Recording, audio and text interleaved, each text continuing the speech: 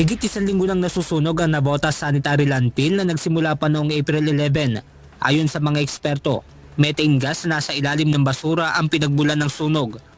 At ang pagtatambak ng lupa lamang ang nakikitang solusyon upang tuluyang maapula ang apoy.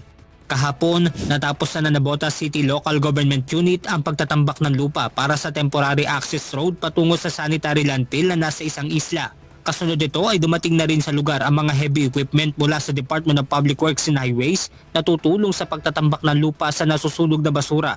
At habang hindi pa tuluyang naaapula ang apoy, muling paalala ng health authorities na magsuot ng face mask dahil na rin sa mga sakit na maaaring makuha mula sa usok na nagmumula sa nasusunog na sanitary landfill. Nakapagtala na rin ang Department of Environment and Natural Resources ng very unhealthy air quality sa ilang lugar sa Metro Manila, kasama na ang mga lungsod ng Navotas, Malabon, Caloocan, Quezon City at maging sa Marikina. Benedict Samson, UNTV News and Rescue. Diyos ang aming sandigan, serbisyo publiko ang aming pinahahalagahan.